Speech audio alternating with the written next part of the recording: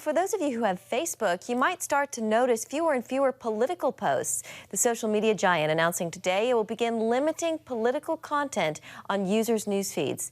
Since February, Facebook has tested this reduction in political posts, and after what it calls positive results, it's now expanding those tests to more users here in the States and abroad.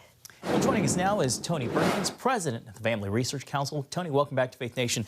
You are in Louisiana, as I understand, so we'd be remiss not to ask, how bad is it down there, Tony, and what are people doing to help? Well, it's pretty bad. We're getting too accustomed to these storms. The southeastern portion of the state hit the hardest down at the coast, as would be expected, but all the way up into past New Orleans, Laplace. Louisiana, those areas hit pretty hard. Hammond as well. We're helping coordinate some of the relief efforts. So we'll continue to encourage people to pray and support organizations like Samaritan's Purse and others who are already here on the ground helping citizens recover. Yeah. Well, Tony, we wish you and your family the very best and a quick recovery for everybody down there. We do want to talk to you about a couple of topics here. Facebook's move to reduce posts regarding politics. They say it's in response to user feedback. Tony, what's your thought on that? Well, I'm not so sure that it's user feedback. How do we know? But look, remember back during the election where they began to limit and, in fact, ban political ads and issue ads. So I think this is just a continuation, but this time it's organic material that's being restricted.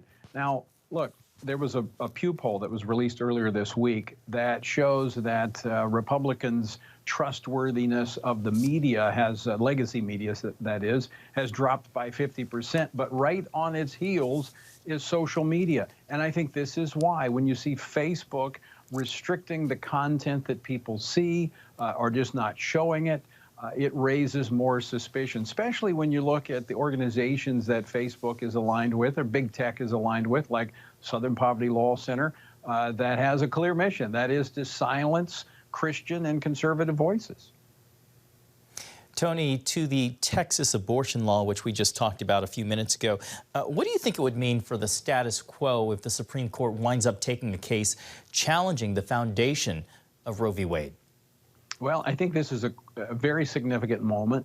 This is the first time in 48 years that we have had a state that is protecting the unborn after the point of 6 weeks. This is quite significant, and the fact that the law has gone into effect, and of course we're waiting to see what happens from the Supreme Court. There's also the Dobbs case, which oral arguments are going to be had this fall. But look, this is an area that we should be very happy about. We're seeing this progression of America moving back to a predominantly pro-life nation. And the reason is we've not given up. We've continued to advocate for the unborn. We've continued to help the mothers who find themselves in unwanted pregnancies. This is what happens when you don't grow weary in doing good. And so I'm encouraged by what Texas has done. I'm encouraged by the initial fact that this has gone into effect. Of course, we'll wait to see what the court does. But we're winning on life, and this is an example of why we just need to stay the course when we know what is right and what is just.